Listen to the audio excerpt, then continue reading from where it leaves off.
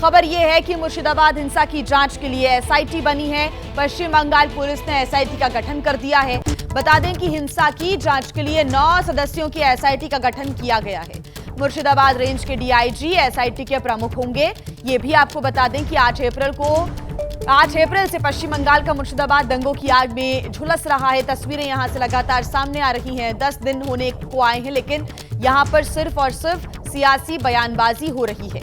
TMC BJP को जिम्मेदार ठहरा रही है, तो वहीं बीजेपी की ओर से टीएमसी को कटघरे में खड़ा किया जा रहा है। लेकिन हिंसा का मास्टरमाइंड आखिर कौन है? किसके इशारों पर बंगाल को सुलगाया गया, माहौल कराया गया? कौन दोषी, इसका पता अब तक नहीं लग सका है। और अब जाकर मामले में एसआईटी का गठन हुआ है, जिसकी अध्यक्षता डीआईजी मुर्शिदाबाद रेंज करेंगे। एसआईटी में एक additional superintendent of police, 2 deputy superintendent और 5 इंस्पेक्टर और सुंदरबन पुलिस जिले के साइबर अपराध पुलिस स्टेशन के प्रभारी अधिकारी भी शामिल है। 9 सदस्यों वाली ये एसआईटी अब जांच करेगी और ये जानने की कोशिश होगी कि आखिर बंगाल का माहौल खराब करने की कोशिश किसने की, साजिश किसने रची।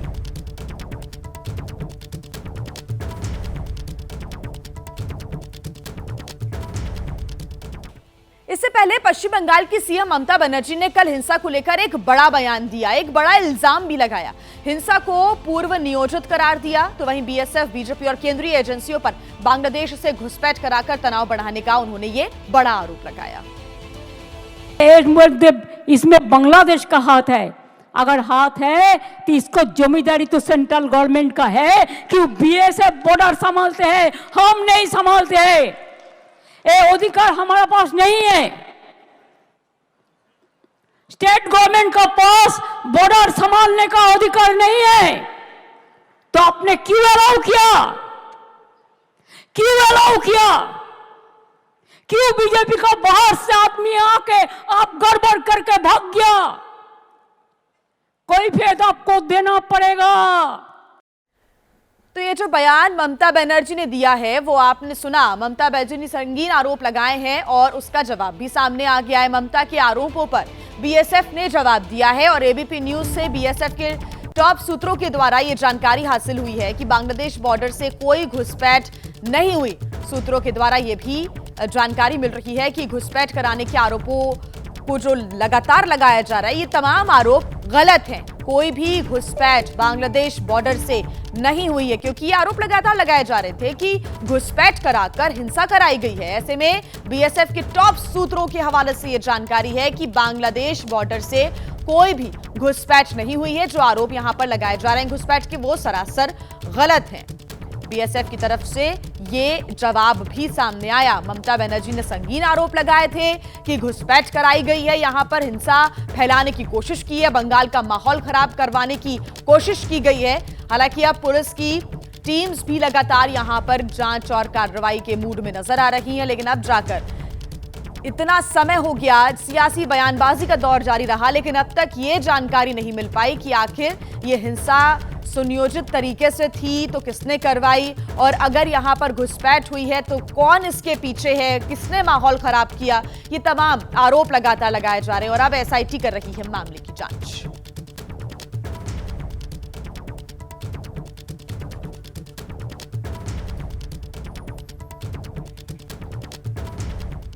तो ममता बनर्जी ने कल इमामों के साथ संवाद के दौरान बिना जांच, बिना सबूत के फैसला सुना दिया था। तो बड़ी जानकारी यहां पर मिल रही है। लगातार ममता बनर्जी के बयान सामने भी आ रहे हैं। बाहर का गुंडा लेकर ये उसका प्लान है।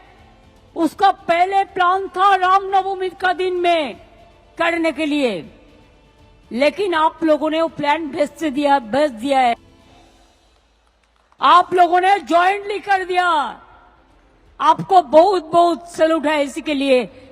चालाकी से काम लीजिए।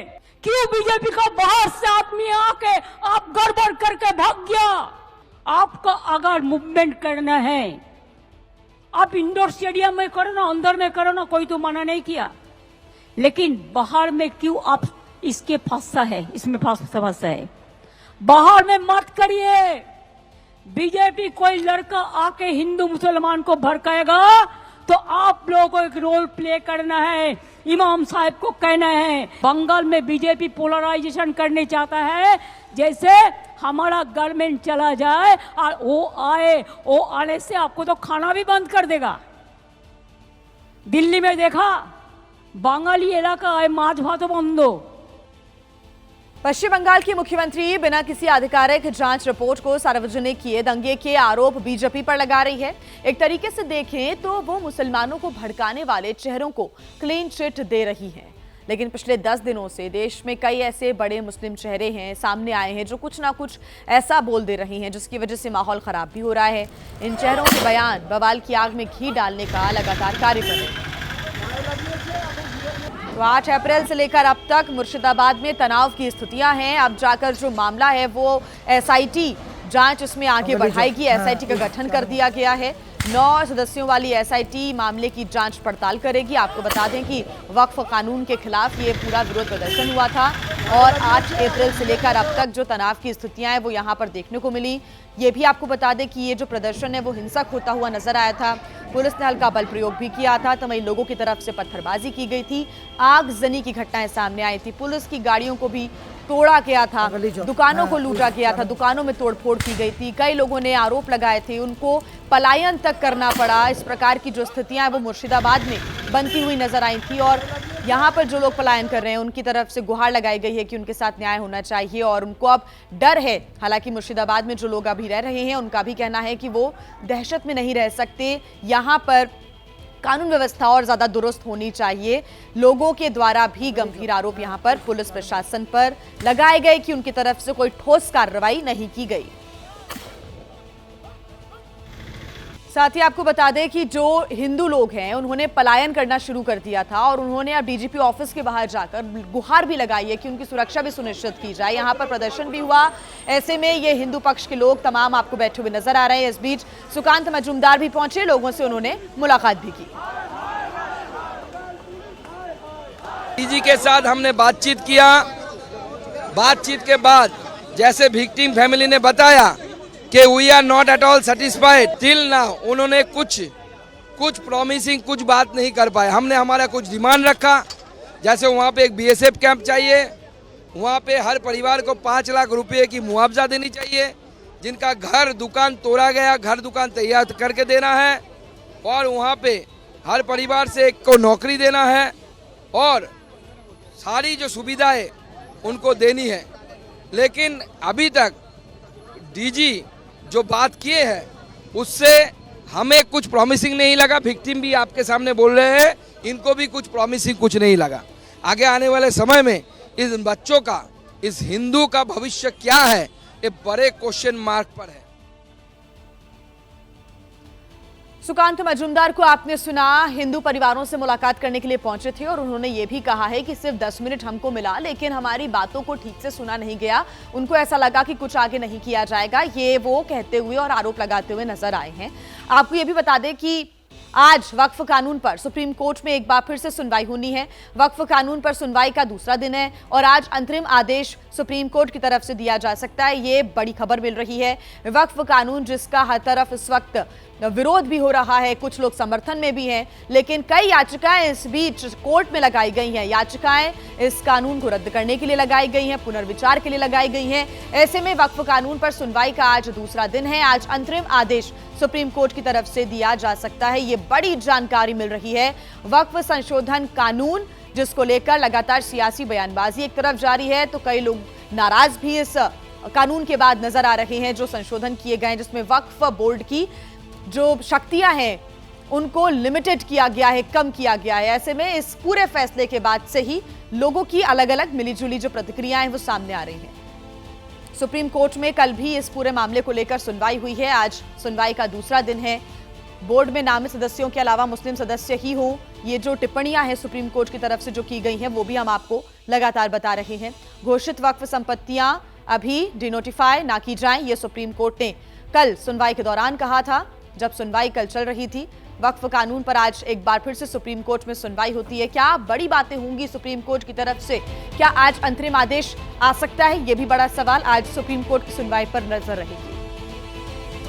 तो आज क्या होगा ये भी बता रहे हैं आपको। अंतरिम आदेश जारी करने के संकेत मिल रहे हैं। ऐसे में आज अंतरिम आदेश जारी हो सकता है।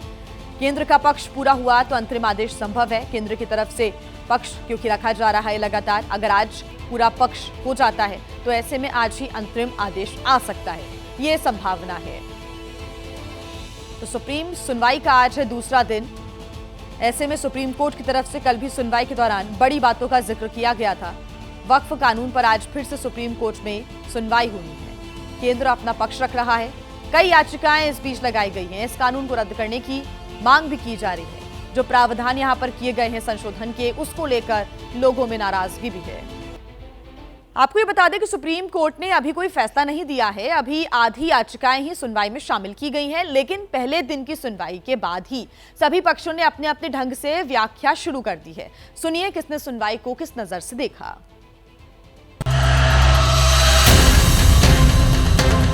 हमारे दो मेन पॉइंट्स थे, उन पर कंसीडर किया जा रहा है। एक तो बाय यूजर और दूसरा inclusion of non Muslim. Supreme court incline है स्टे देने के लिए। पूरा यकीन है ये जो कॉन्स्टिट्यूशन को बर्बाद करने की कोशिश में मोदी सरकार है या उनके सरकार है, उस पर रोक लगेगा। मैंने भी पिटीशन दायर की है और यकीनन यही इस उम्मीद से की है कि उसके अंदर कि इंसाफ मिल सके। भाई मस्जिद में गैर मुस्लिम का क्या मतलब है? जैसे मंदिर की कमेटियां हैं उसमें तो कहीं नहीं है, गुरुद्वारा प्रबंधक कमेटी है उसमें अंदर कहीं नहीं है। हमारी कॉन्स्टिट्यूशन ने हमें ये इख्तियार दिया है कि हम अपने मजहबी इदारों का जो है अपने हिसाब से देखभाल कराने।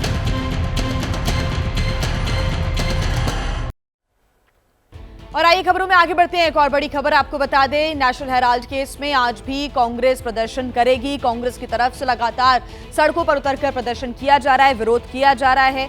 सोनिया गांधी, राहुल गांधी के खिलाफ चार्जशीट पर लगातार कांग्रेस के जो कार्यकर्ता हैं सड़कों पर उतरकर हल्ला बोल रहे हैं। नेशनल हेराल्ड केस में आज भी कांग्रेस का प्रदर्शन सड़कों पर देखने को मिलेगा, ये बड़ी जानकारी मिल रही है। कल भी कांग्रेस के तमाम कार्यकर्ताओं ने जमकर प्रदर्शन किया था। कुछ कांग्रेस के कार्यकर्ताओं को हटाया गया, उनको हिरासत में लिया गया। साथ ही आज भी कांग्रेस का प्रदर्शन जारी रहेगा। सोनिया गांधी, राहुल गांधी के खिलाफ चार्जशीट पर लगातार एक तरफ तो जहां सियासी बयानबाजी का दौर जारी है, तो दूसरी तरफ कांग्रेस के कार्यकर्ताओं में नाराजगी है और इसी वजह से नारेबाजी करते हुए सड़कों पर उतरकर कांग्रेस के कार्यकर्ता आज एक बार फिर से प्रदर्शन करेंगे, ये बड़ी जानकारी मिल रही है। मनी लॉन्ड्रिंग के 3 मामलों में जल्द चार्जशीट संभव। रॉबर्ट वाड्रा केस में भी आज ईडी की पूछताछ होनी है। सोनिया गांधी, राहुल गांधी पर चार्जशीट के खिलाफ आज फिर से कांग्रेस का प्रदर्शन होना है, तो वहीं दूसरी तरफ रॉबर्ट वाड्रा से जुड़े मामले में भी आज ईडी पूछताछ करेगी। चार्जशीट के विरोध में कांग्रेस का आज फिर से प्रदर्शन होना है। आज ईडी पूछताछ करेगी, सवाल जवाब करेगी। लगातार तीसरे दिन यह पूछताछ जारी रहेगी। बीते 2 दिन 12-12 घंटे पूछताछ हुई है। 12 घंटे का जो पूछताछ का सिलसिला है पूरा हो चुका है। आज तीसरे दिन भी सवाल जवाब करेगी ईडी। लैंड डील की जो तमाम मामले सामने आए थे उसको लेकर रॉबर्ट वाड्रा की मुश्किलें बढ़ती ही जा रही हैं।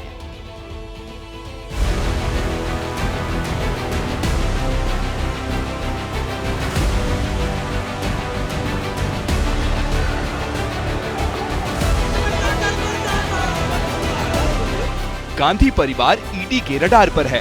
जमीन घोटाले के आरोप में रॉबर्ट वाड्रा से लगातार दूसरे दिन पूछताछ हुई। मंगलवार को भी उनसे लंबा सवाल जवाब हुआ था। ठीक उसी दिन जब नेशनल हेराल्ड केस में सोनिया गांधी और राहुल गांधी के खिलाफ चार्जशीट दाखिल हुई, जांच एजेंसी ने एक्शन लिया, तो एक दिन बाद कांग्रेस ने देश भर में विरोध प्रदर्शन के तौर पर रिएक्शन दिया। लेकिन पहले बात रॉबर्ट वाड्रा की, जो लगातार दूसरे दिन दिल्ली में ईडी के दफ्तर पहुंचे, तो उन्हें छोड़ने प्रियंका गांधी भी आई। रॉबर्ट सवाल जवाब के लिए अंदर जाते इससे पहले प्रियंका ने उन्हें गले लगाया। जांच अधिकारियों से आमना सामना होने से पहले रॉबर्ट को प्रियंका ने सैल्यूट भी किया। गांधी परिवार के दामाद पर आरोप क्या है, उसे देखने से पहले रॉबर्ट वाड्रा का पक्ष सुनिए, जो खुद को बेदाग बता रहे हैं। इत्तेफाक नहीं है, ये इनकी प्लानिंग है कि हमें गलत तरीके दिखाने के लिए। हम जो भी इनकी नाकामियां हैं बीजेपी की, हम वो उठाते हैं, लोगों की बात रखते हैं। ये तो हुई वाड्रा की बात, लेकिन ईडी की केस डायरी में उन पर आरोप क्या है, अब उसे भी देखिए। मुकदमा 2018 का है। शिकायत के मुताबिक रॉबर्ट वाड्रा की कंपनी ने फरवरी 2008 में गुड़गांव के शिकोहपुर में 3.5 एकड़ जमीन 7.5 करोड़ रुपए में ओंकारेश्वर प्रॉपर्टी से खरीदी।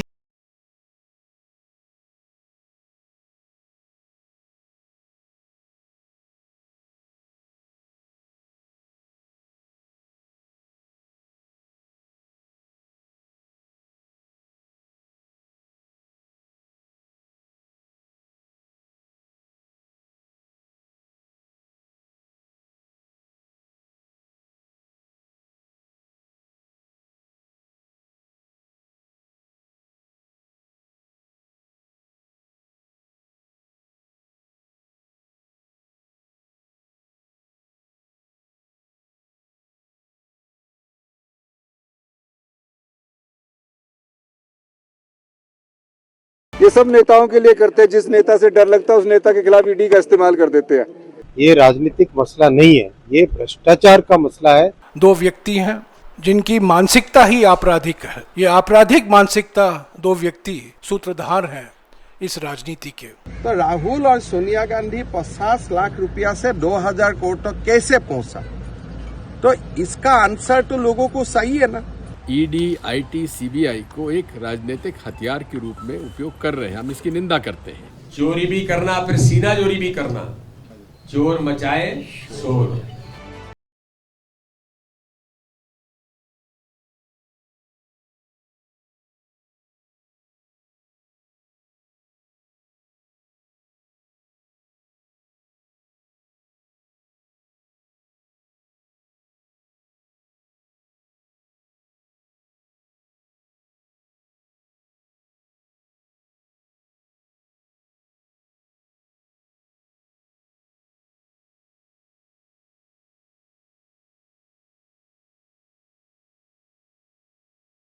टर्मिनल्स का अधिग्रहण किया।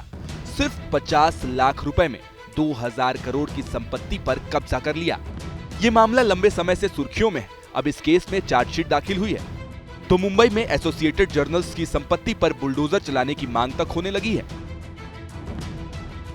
चार्जशीट अदालत में मंजूर हुई तो सोनिया राहुल की मुश्किलें बढ़ सकती हैं, लेकिन इस हालात के लिए उनके गठबंधन सहयोगी उन्हीं को जिम्मेदार ठहरा रहे हैं। कांग्रेस ने ईडी बनाई थी और आज ईडी की वजह से ही उन्हें भी परेशानी का सामना करना पड़ा है। ईडी की जरूरत क्या है? ईडी जैसे विभाग को समाप्त कर देना चाहिए। अब सवाल ये कि क्या सचमुच जिस ईडी को कांग्रेस ने बनाया वही देश की सबसे पुरानी पार्टी के लिए भस्मासुर बन गया है? और इस बीच एक बड़ी खबर यह भी सामने आई है कि रॉबर्ट वाड्रा के खिलाफ ईडी जल्द ही चार्जशीट दाखिल कर सकती है। सूत्रों के अनुसार मनी लॉन्ड्रिंग के 3 मामलों में चार्जशीट दाखिल की जा सकती है। यह chargesheet Gurugram land deal, Bikaner land deal, all arms dealer Sanjay Bhandari के खिलाफ मनी लॉन्ड्रिंग केस और वाड्रा के साथ उसके कथित संबंधों से जुड़े मामलों में दायर हो सकती है। राजनीति भी कमाल की चीज है। वक्त की नजाकत और मौके के हिसाब से कभी बिना नाम लिए और कभी सीधा नाम लेकर हमले किए जाते हैं और उत्तर प्रदेश से लेकर पश्चिम बंगाल तक तो यही हो रहा है। इमामों के साथ बैठक में ममता बनर्जी देश के गृह मंत्री अमित शाह से लेकर उत्तर प्रदेश के मुख्यमंत्री योगी आदित्यनाथ पर जमकर बरसी।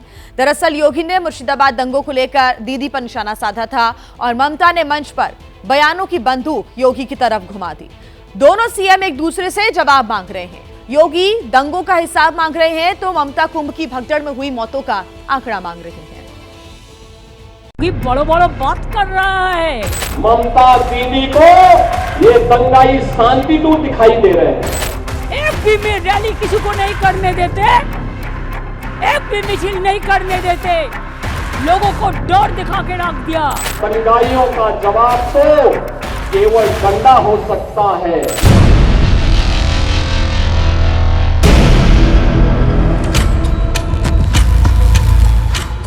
पश्चिम बंगाल की दहाड़ कही जाने वाली ममता बनर्जी और उत्तर प्रदेश के शेर कहे जाने वाले योगी आदित्यनाथ दोनों आमने सामने हैं। सबसे बड़ा भोगी है। देख रहा हूँ कि बंगाल जल रहा, वहाँ की मुख्यमंत्री चुप है, दंगाइयों को शांति दूत कहती है। अरे नातों के भूत बातों से कहां मानने वाले हैं। और ये कोई पहली बार नहीं है जब योगी और ममता ने एक दूसरे पर राजनीतिक प्रहार किए हैं। जब कोविड में लोग मरते थे तब जोगी जी आप कहां में थे? अब बंगाल में ममता बनर्जी को हराने गया था, कोविड को हराने नहीं आया यूपी में। आप वो बात को भी आप मत भूलो।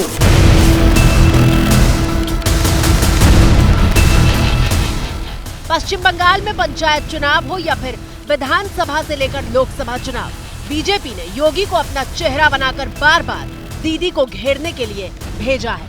दीदी तो इस समय इतनी चिड़ी हुई है, इतनी नाराज है, या वो कह रही है कि जय श्री राम बोलोगे तो जेल में डाल देंगे। अरे चिड़ भाजपा से हो सकती है, हमसे हो सकती है, राम से क्यों? राम तो हम सबके आराध्य हैं। और जब जब योगी बंगाल पहुंचे हैं, ममता बनर्जी ने भी उन पर तीखा पलटवार किया है। उनको बोलो पहले यूपी तो संभाले, पहले यूपी तो संभाले। यूपी में कितना लोगों को मार दिया, पुलिस को भी मर्डर कर दिया, कितना किसान आत्महत्या किया है। पहले यूपी संभालने दो। वो अभी खुद खड़ा होंगे तो वो हार जाएंगे। उसको यूपी में खड़ा होने का जायगा नहीं है तो बंगाल में घूमता है, घूमने दो।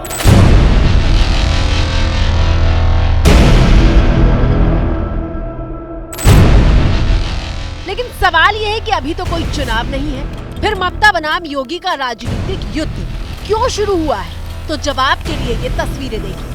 पश्चिम बंगाल की मुख्यमंत्री ममता बनर्जी ने कोलकाता में मस्जिद के इमामों की एक बैठक बुलाई थी। आयोजन स्थल खचाखच भरा हुआ था और इस बैठक को संबोधित करने के लिए जब ममता ने माइक संभाला तो वो बेहद गुस्से में भरी हुई दिखाई दी। मैं हर धर्म का बात करती है। जब आप काली टेम्पल नया से बनाते हैं तो अब बीजेपी कहा जाता है। जब दुर्गा पूजा करते हैं वो कहते हैं हम करने नहीं देता। कई बार ममता का क्रोध इतना ज्यादा था कि उनकी आवाज तक कांप रही थी। अगर कुछ बोलना है मेरे का सामने आके बताओ, पीछा से नहीं। मेरे को जो बोलना मैं सामने से बोलता है, पीछा से नहीं करते हैं। छुपा रुस्तम का माफिक आप लोग फेक न्यूज छपाता है। करीब 1 घंटे से ज्यादा लंबे भाषण में ममता दीदी मोदी सरकार से लेकर गृह मंत्री अमित शाह पर बरसती रही। जितना भी आईटी सेक्टर है उसका, वो सब अमित शाह का कंपनी ज्यादा है।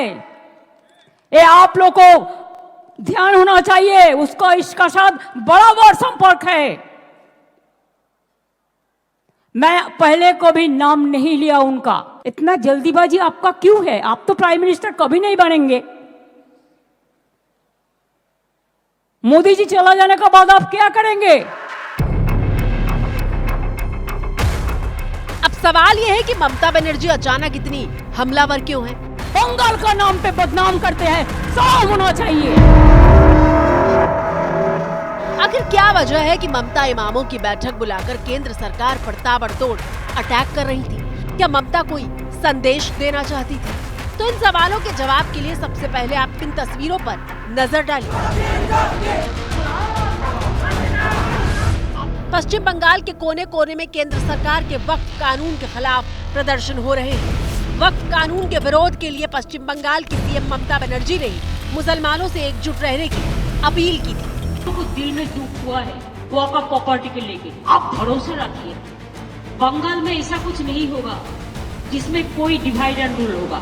ममता बनर्जी ने हुंकार भरी थी कि किसी भी कीमत पर वो पश्चिम बंगाल में वक्फ कानून लागू नहीं होने देंगी और इसी के बाद पूरे बंगाल में वक्फ कानून के विरोध शुरू हो गया।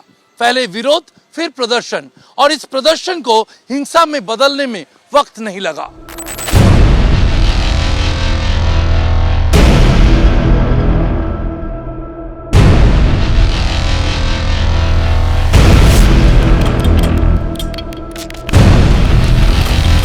हम लोग को सुरक्षा चाहिए और कुछ नहीं चाहिए।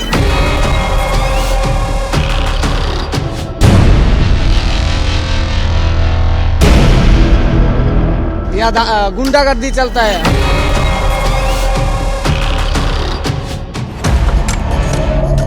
तस्वीर पश्चिम बंगाल के मुर्शिदाबाद जिले की है, जहां 8 अप्रैल से हिंसा की शुरुआत हुई थी और फिर इसी मुर्शिदाबाद के अलग अलग इलाकों में 11 और 12 अप्रैल को भयानक हिंसा भड़की थी।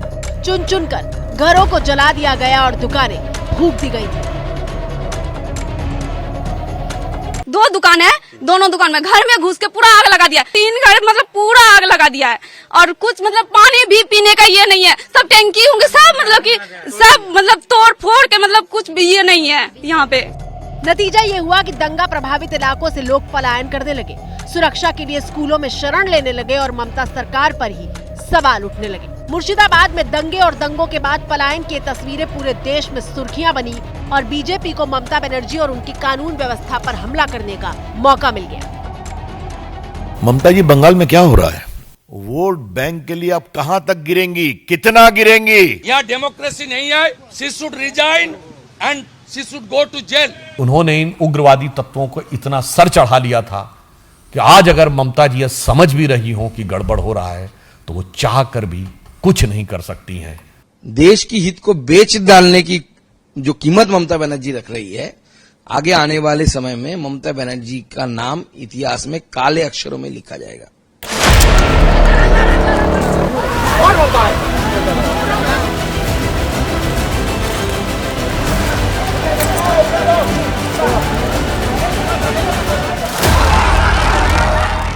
दंगों को लेकर सिर्फ पश्चिम बंगाल बीजेपी ने अटैक नहीं किया, बल्कि यूपी के सीएम योगी आदित्यनाथ ने ममता को इस बात की नसीहत दे डाली कि दंगों से कैसे निपटा जाता है। इन दंगाइयों का उपचार ही डंडा है, बिना डंडे के मानेंगे नहीं। आप देख रहे होंगे बंगाल जल रहा है, वहां की मुख्यमंत्री चुप है, दंगाइयों को शांति दूत कहती है। अरे लातों के भूत बातों से कहां मानने वाले हैं। लेकिन सेकुलरिज्म के नाम पर इन लोगों ने दंगाइयों को दंगा करने की पूरी छूट दे रखी है। पूरा मुर्शिदाबाद पिछले एक सप्ताह से चल रहा है, सरकार मौन है। बहनों और भाइयों, इस प्रकार की अराजकता पे लगाम लगनी चाहिए। मंगलवार को योगी आदित्यनाथ ने ममता पर हमला किया तो 24 घंटे के भीतर दीदी ने हमले का जवाब दे दिया। जोगी बड़ो बड़ो बात कर रहा है, सबसे बड़ा भोगी है। महाकुंभ में कितना लोगों का मौत हुआ, कितना लोगों ने इंजर्ड हुआ। महाकुंभ में कितना लोगों का मौत हुआ, कितना लोगों ने इंजर्ड हुआ। कोई लिस्ट आप पब्लिकली दिया नहीं दिया, बड़ा बड़ा बात करते हो। ममता बनाम योगी का राजनीतिक युद्ध एक कदम तब और आगे बढ़ गया जब पश्चिम बंगाल के नेता विपक्ष शुवेंदु अधिकारी ने ये बयान दे दिया। जाने बोली है ना, यूपी होकर तो जाना पड़ेगा ना, जोगी बाबा है ना, यूपी होकर तो जाना पड़ेगा, यूपी होकर ही तो जाना पड़ेगा। जाइए ना, वी वेलकम, जाइए, यूपी होकर जाइए, यूपी होकर जाइए। योगी आदित्यनाथ जी है और दिल्ली का पुलिस का अमित शाह जी का हाथ में है। तो देखिए, केंद्र सरकार वक्फ कानून को लेकर आई है, लेकिन वक्फ कानून पर पक्ष बनाम विपक्ष के दो चेहरे ममता और योगी बन गए हैं। योगी आदित्यनाथ हिंदू वोटों की राजनीति करते हैं और ममता मुस्लिम वोटों की राजनीति करती हैं।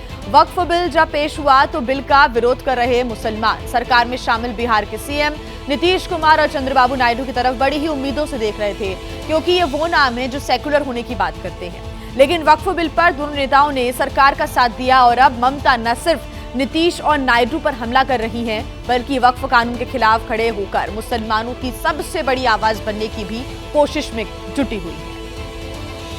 अब देखिए, चंद्रबाबू नायडू चुपचाप बैठे हैं। आप लोग तो उनको भी वोट देता है, देना चाहिए, मैं तो ऐतराज नहीं करती हूं। चुपचाप बैठे हैं नीतीश बाबू, चुपचाप बैठे हैं, पूरा सपोर्ट देता है। क्या थोड़ा दे देंगे बीजेपी, थोड़ा पावर दे देंगे।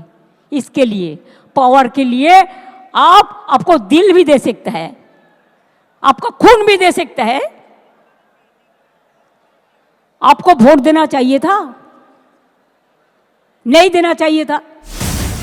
वक्फ कानून बन चुका है, लेकिन ये वो मौका है जब ममता साबित करना चाहती हैं कि वो सिर्फ पश्चिम बंगाल के नहीं बल्कि देश के मुसलमानों के साथ खड़ी है।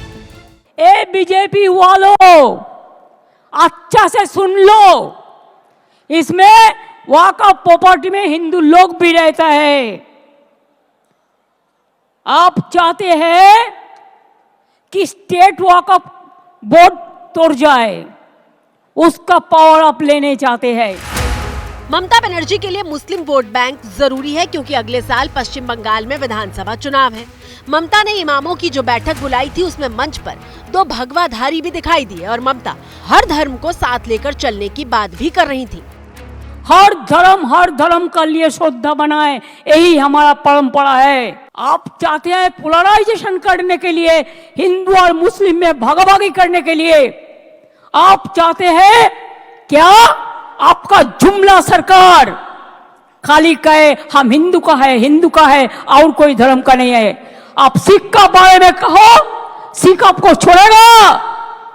शेड्यूल कास्ट का बारे में कहो, शेड्यूल कास्ट आपको छोड़ेगा। ट्राइबल का बारे में कहो, ट्राइबल आपको छोड़ेगा। लेकिन पश्चिम बंगाल की राजनीति में दीदी के लिए मुस्लिम वोट क्या मायने रखता है वो भी देख लीजिए। 2021 के विधानसभा चुनाव में ममता बनर्जी की पार्टी टीएमसी को 75% मुसलमानों का वोट मिला था। 42% ऊंची जातियों ने ममता को वोट दिया था। ममता बनर्जी धर्मनिरपेक्ष नेता के तौर पर खुद को स्थापित करती हैं, लेकिन उन पर मुस्लिम तुष्टीकरण का आरोप लगाया जाता है। तो मुझे लगता है आज ये जो आज ममता बनर्जी कर रही है, it is the height of the appeasement politics. Bharatvarsh में इतना अपीजमेंट पॉलिटिक्स, देश की हित को बाजू में रखकर देश की हित को बेच डालने की जो कीमत ममता बनर्जी रख रही है, आगे आने वाले समय में ममता बनर्जी का नाम इतिहास में काले अक्षरों में लिखा जाएगा। दूसरी तरफ है योगी आदित्यनाथ, जिन्हें हिंदुओं के हित को सर्वोपरि रखने वाले सीएम के तौर पर जाना जाता है। हम तो सबके बीच सबको समान भाव से देख रहे हैं। उत्तर प्रदेश में मुसलमान सबसे ज्यादा सुरक्षित है, सबसे ज्यादा सुरक्षित है। अगर हिंदू सुरक्षित है तो वह भी सुरक्षित है। अब समझिए कि गेम क्या है। पिछले कुछ साल से बीजेपी पश्चिम बंगाल में अपनी जमीन बनाने की कोशिश कर रही है, लेकिन वो अब तक ममता के किले को हिला नहीं पाई है। ममता के पास मुस्लिम वोट बैंक एकजुट है और पश्चिम बंगाल के हिंदुओं को एकजुट करके बीजेपी की तरफ लाने के लिए पार्टी सीएम योगी आदित्यनाथ को बार बार बंगाल की सियासी रणभूमि में योद्धा बनाकर भेजती है। भारत माता की। वेस्ट बंगाल की टीएमसी की सरकार के कारण वहां पे रामनवमी के जुलूसों पर, शोभा यात्राओं पर हमले हुए हैं। यानी सनातन आस्था को आहत करने की किस हद तक की कुछ चेष्टाएं हो रही हैं, यह एक बार फिर से वहां देखने को प्राप्त हुआ है।